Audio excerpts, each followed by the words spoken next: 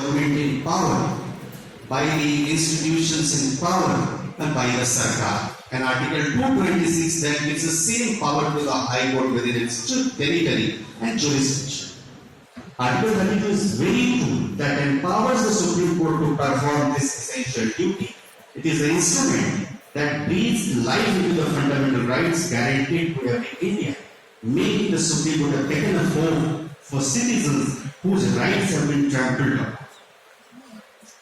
You must be remembering that 2 years, 11 months, 18 days, our constitution framers took to give us a constitution. The constitution where there were 389 members. And 389 members, out of which 292 were representing the provinces. 93 were representing the princely states. And 4 were representing the chief commissioners of establishments like Delhi, Ajmer, Marwa, Gaur. Then you see the British Baluchistan and Andaman and Nicobar. And also, when we say the 4 fathers, what we see 4 fathers, then we do not look into those mothers, 11 mothers who have contributed in making the constitution. It is also a time to pay deep respect to those 11 constitution framers, the architects, who are the women, who has even contributed a lot in making this constitution. And this by 106th amendment in the constitution, 33% reservation, which we talk about, was given a deep respect to those 11 members who had contributed in building, in giving or living activities.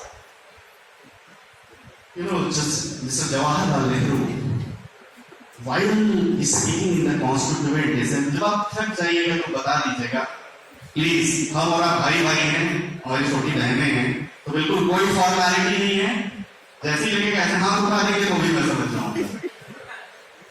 So Jawaharlal Nehru, while speaking in favor of Article 32, emphasized that in a free country, it is not enough to have rights on paper. We must have the means to enforce those rights. Article 32 ensures that our liberties are not reduced to hollow promises. Then K.M. Munshi, you see, K.M. Munshi, one of the key framers, reinforced this notion. What is it? Article 32 is the cornerstone of our constitution. Without the right to constitutional remedies, the entire framework of fundamental rights would crumble like a house of cards. Then another notable figure, H.V. Kamath remarked, Article 32 ensures that the Supreme Court remains the custodian of our liberties.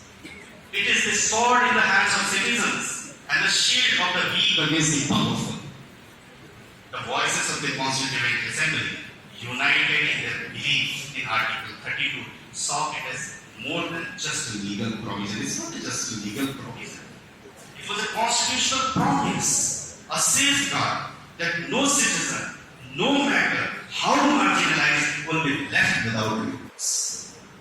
Article 32 is not just a symbol of our rights on paper. It has been used extensively in courts across the country. The Supreme Court of India in particular has passed over 5,000 judgments under Article 32. And it has reinforced the role as the sentinel on the quay, the guardian ever alert to protect our rights. And Keshwanan Bharti, one of the judgments you must have seen, you must have read, and you will read in coming days to come, and you will keep practicing throughout your career, throughout your years, which says that the basic structure of the Constitution cannot be changed. 13 judges की bench लगातार marathon hearing के बाद फिर उस समय फैसला आया कि उस समय सरकारी मठों की संपत्तियां, सार्वजनिक संपत्तियों को अधिग्रहित करने की जो बेसिक स्ट्रक्चर में बात लिखी गई थी, तो केशवानंद भारती के केस में देश की सबसे बड़ी जब अदालत बैठी 13 जजेस, उन 13 जजेस ने केशवानंद भारती स्टेट ऑफ केरला के केस में कहा कि basic structure which ensures that while Parliament has the power to amend the Constitution, but it cannot alter its basic frame. That time, Chief Justice, then Chief Justice S.N. C and Justice H.R. Khanna were one of the front runners. What they said? Justice Sikri said the power to amendment under Article 368 does not include the power to abrogate the Constitution or to destroy its basic structure. The power of amendment under Article 368 does not include the power to abrogate the Constitution or to destroy its basic structure. And Justice Khanna added, fundamental rights occupy a unique place in the lives of the civilized society, and in the absence of a remedy to enforce them, they would be nothing but mere declarations. See, Mehrka Gandhi case, remember in 1978, Mehrka Gandhi was the Union of India.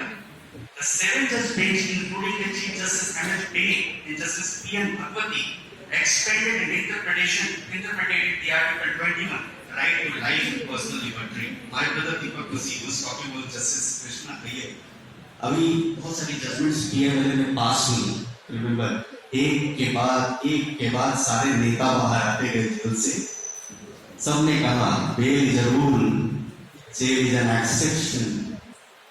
By bringing a legislation, a special legislation like Prevention of Money Laundering Act, the onus was on accused to prove that he is not guilty. And what is there in basic law, basic criminal law? Onus किसके ऊपर है? Burden of proof किसके ऊपर? यानी आप jail में भी बंद होइएगा और आप ही को प्रूफ करना है कि आपको गलत बंद किया और आपको कॉपी भी नहीं दी जाएगी. लेकिन Supreme Court you see in many judgments says no, you have to submit a copy of give us copy of this ECI.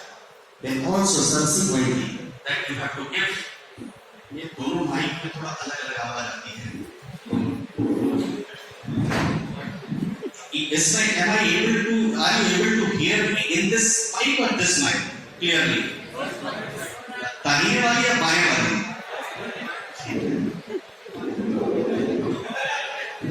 बहुत बढ़िया.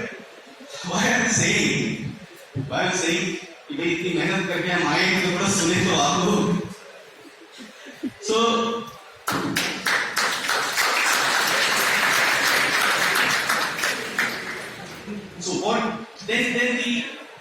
what was the beauty of our constitution and our judges?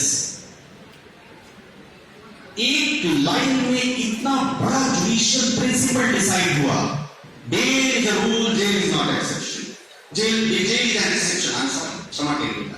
Bail is a rule, jail is an exception. यानी आप किसी को बिना जमानत दिए लंबे समय तक इनकार्सरेशन में अगर रखते हैं तो भारत के संविधान के अनुच्छेद 21 article 21 of the Constitution of India says that the personal life and liberty of every individual to be respected upon and to be duly taken care of. और आज भी वो कितना प्रासंगिक है जस्टिस कृष्णा अय्यर का वो एक लाइन का sentence.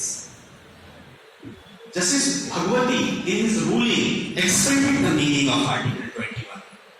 Justice Bhagwati said the procedure prescribed by law for depriving a person of life or liberty must be right, just, fair and not arbitrary, fanciful or oppressive.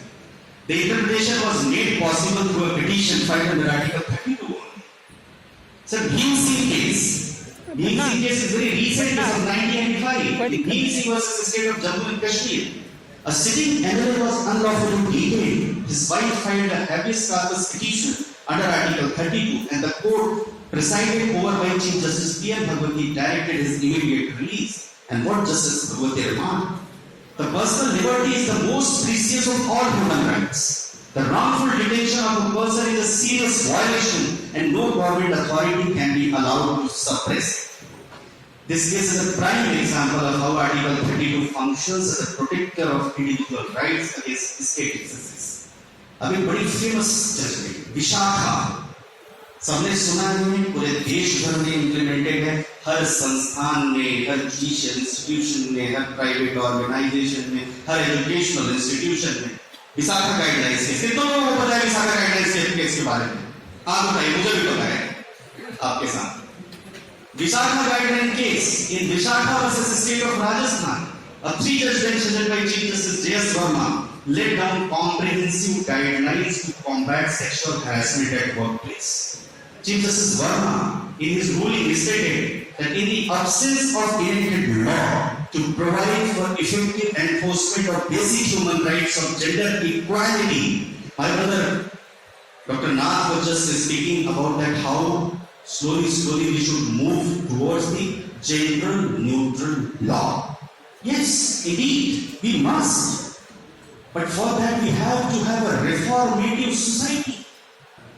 For that we have to have our mindset, thoughts very clear, very respectful towards every sect of the citizens of this country. Then only we can move towards the gender neutral law, which is of course required. Even with the BNS scheme this time, Bharatiya Nyaya Sanhita, even in Bharatiya Nyaya Sanhita we were expecting that would be inculcated a little bit, but there is absence of that. But in any case, 1860 से 2024 तक 166 सालों तक हमने Macaulay का ही कानून होया था, और वो कानून जो मैकाले ने हम पर राज करने के लिए बनाया था, हमें न्याय देने के लिए नहीं बनाया था। न्याय देने के लिए बना था तो उसका नाम भारतीय दंड संहिता नहीं होता ना, इंडियन पीनल कोड नहीं होता, इंडियन जस्टिस कोड होता।